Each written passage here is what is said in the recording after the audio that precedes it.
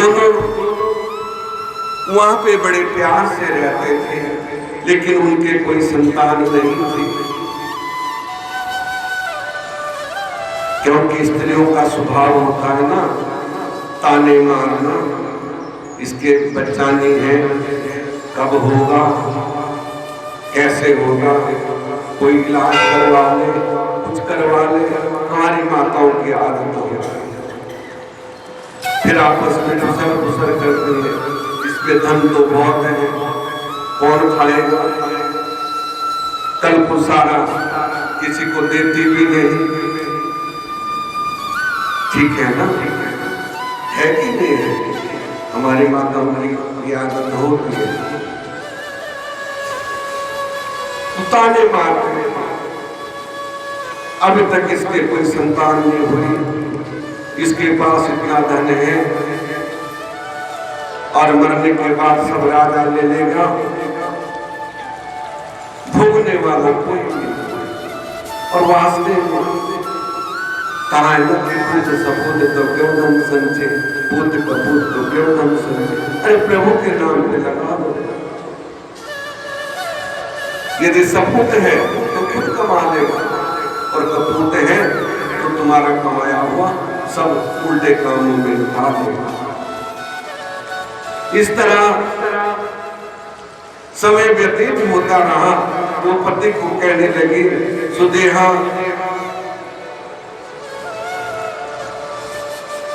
सुधर्मा नामक अपने पति से कहने लगी कि पति देव, हमारे क्या संतान नहीं होगी? वो कहने लगी कि देखिए, ये जीवन हम बड़े सुखी हैं, संतान नहीं है तो कोई बात नहीं, प्रभु का भजन तो कर रहे हैं ना।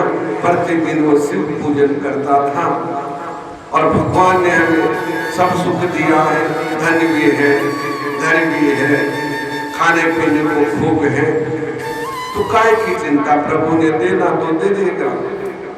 लेकिन वो कब मानती, कहने लगी नहीं, किसी तरह संतान होनी चाहिए, मुझे सभी स्त्रियां ताना देती हैं और किसी तरह संतान उत्पन्न करो कि ये झंझट है। और तो चाहते हैं तो चलो देख लेता हूँ। उन्होंने यज्ञ कुंड के समान समीप 2 फूल फेंके, एक को पुत्र समझा और एक को संतान नहीं। सुदेहा से कहा कि एक फूल उठा ले, और उसने वही फूल उठाया जो संतान विहीन था। तो कहने लगा कि भजन करो, उसी से कल्याण होगा। कहने लगी कि यदि मेरे संतान नहीं होते तो मेरी छोटी बहन कुसुमा है, आप उससे विवाह कर दो, उससे संतान हो जाएगी। तो कहने लगा, देख, शौक तो पत्थर की भी बुरी होती है, तो ऐसा विचार छोड़ दे कि शौक तो पराई होती है ना, वो तो मेरी बहन है, उसके संतान हो जाएगी तो वो भी मेरा पुत्र होगा। किसी तरह नहीं मानी और उसने कुसुमा के साथ सुधर्मा का विवाह करवा दिया। बड़े धूमधाम से शादी हुई और कहने लगा कि देख, अब ये तेरी बहन नहीं है, ये तेरी सौत है। कि आप कैसे बात कर रहे हो? लेकिन भाव कब बदल जाए ये तो भगवान ही जानता है। उसने बड़ी अच्छी तरह दोनों बहनें रहने लगी।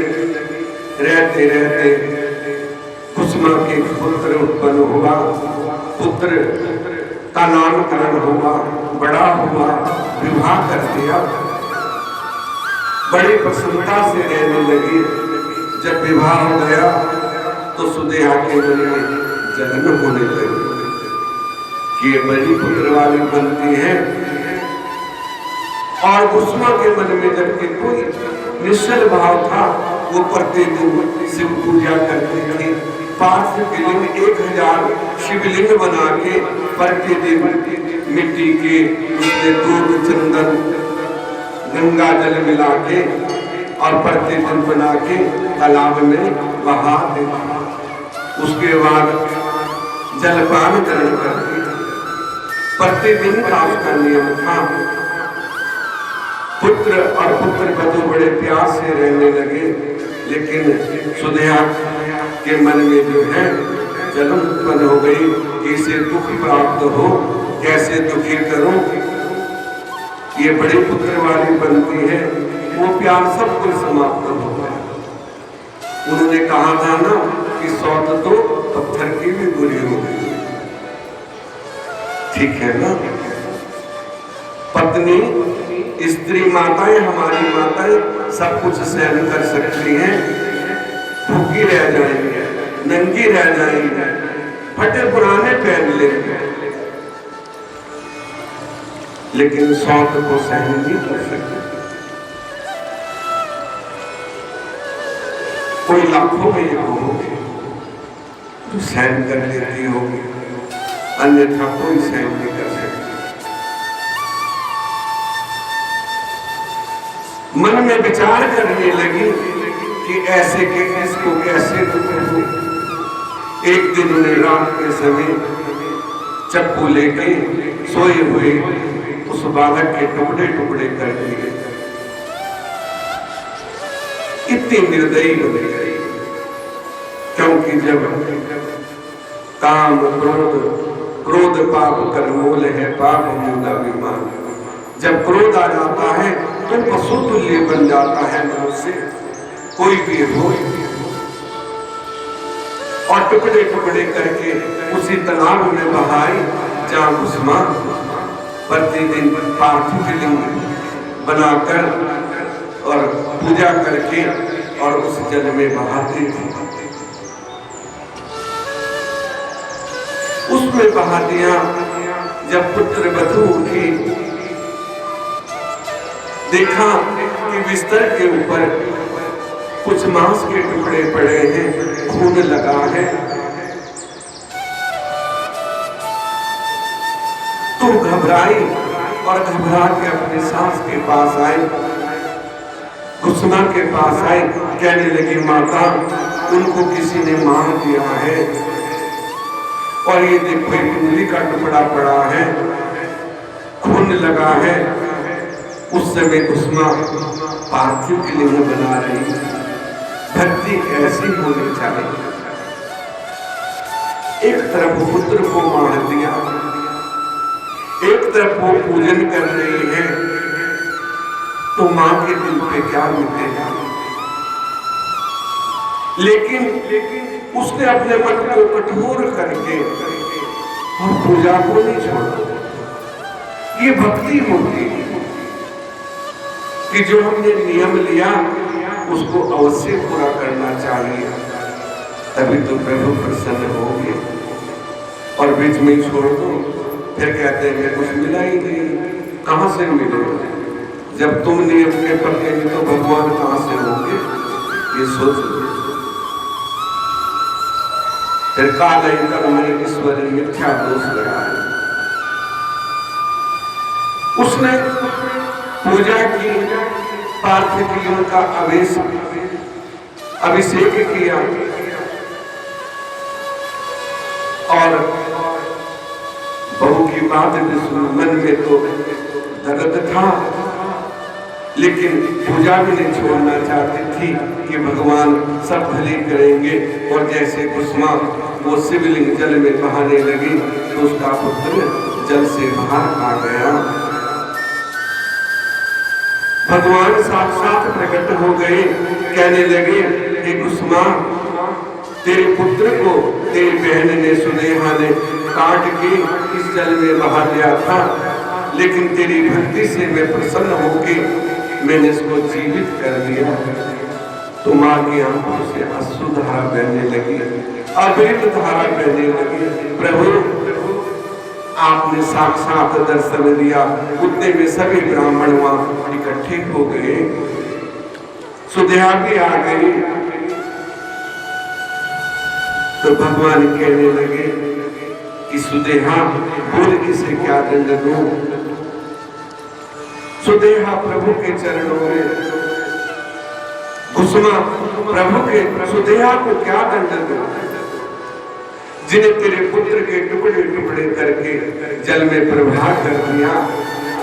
घुसमा जो है आंसू में जल भर, आंखों में आंसू भर के भगवान के चरणों में गिर पड़ी और कहने लगी, प्रभु यदि आप मुझे कुछ देना चाहते हैं तो मेरी बहन को माफ कर दो।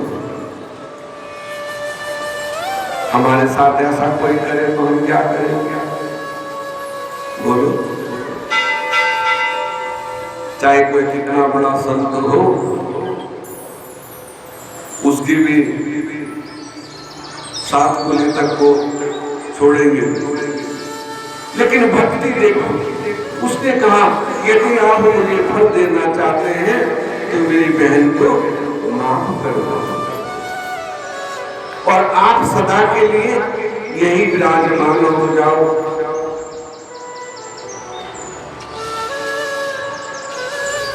भगवान घृणेश्वर के नाम से विराजमान हुए, जो घुसमेश्वर ज्योतिर्लिंग है औरंगाबाद में। आज भी वहां तालाब है, देखा ना?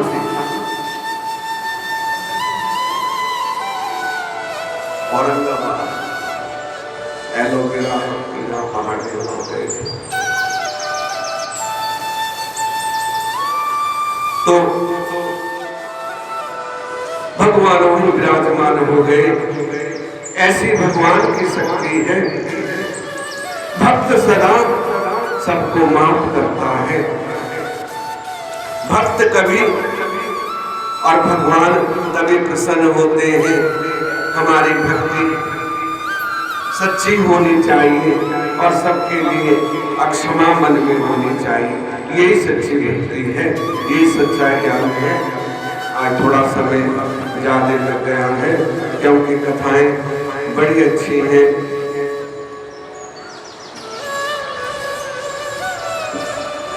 राम को भुलाएगा तो बड़ा दुख होगा।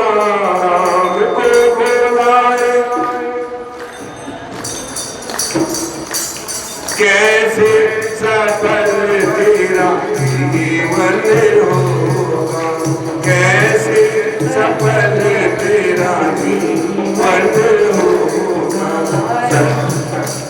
राम को भुलाएगा तो बड़ा,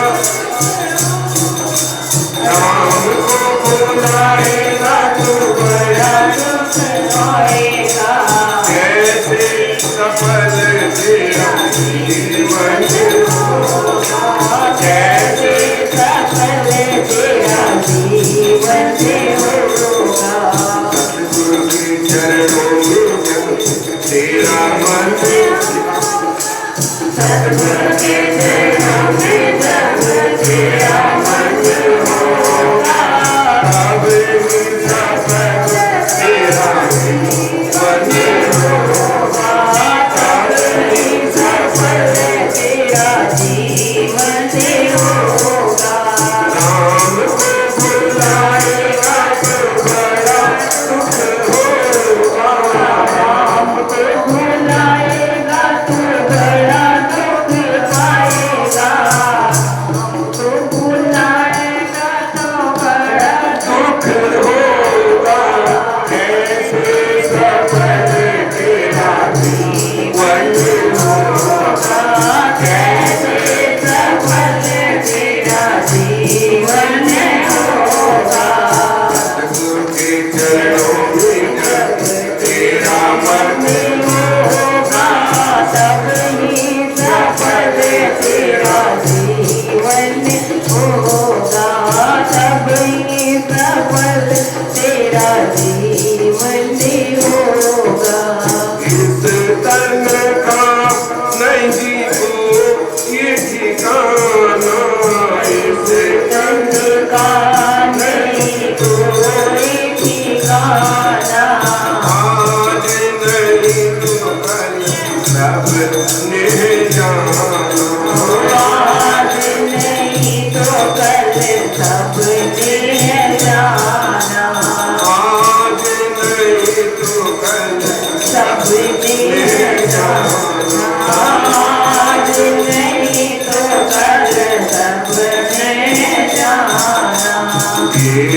सीता का जला तन होगा, ये तन सीता का जला तन होगा, कैसे सफल तेरा जीवन होगा, कैसे सफल तेरा जीवन होगा। नाम को बुलाएगा तो दुख होगा, नाम को बुलाएगा तो बड़ा दुख होगा, कैसे सफल तेरा जीवन होगा, कैसे सफल तेरा जीवन होगा। गुरु के चरणों में जब तेरा मन होगा, गुरु के चरणों में जब तेरा मन होगा, तब ही सफल तेरा जीवन होगा, तब ही सफल तेरा जीवन होगा। बचपन बीता खेल ये जवानी में तो भूला, बचपन बीता में जवानी में तू भूला, माया का गुलाम बना राम को तो भूला, माया का गुलाम बना राम को क्यों भूला, माया का गुलाम बना राम को तो भूला, माया का गुलाम बना राम को क्यों भूला, माया का गुलाम बना राम को तो भूला, माया का गुलाम बना राम को क्यों भूला। लगन बिना नहीं दर्शन होगा, लगन बिना नहीं दर्शन होगा, कैसे सफल तेरा जीवन होगा, कैसे सफल तेरा जीवन होगा। राम को बुलाएगा तो बड़ा दुख होगा, राम को बुलाएगा तो बड़ा दुख होगा, कैसे सफल तेरा जीवन होगा, कैसे सफल तेरा जीवन होगा। प्रेम सिद्ध का हरि को अपना ले, प्रेम से बुलाए हरि को अपना ले, प्रेम सिद्ध का हरि को अपना ले, प्रेम सिद्ध बुलाए हरि को अपना ले। प्रभु जी का रूप अपने हृदय में बसा ले, प्रभु जी रूप अपने हृदय में बसा ले, लगन बिना नहीं दर्शन होगा, लगन बिना नहीं दर्शन होगा, कैसे सफल तेरा जीवन होगा, कैसे सफल तेरा जीवन होगा। राम को बुलाएगा तो दुख होगा, राम को बुलाएगा बुलाएगा तो बड़ा दुख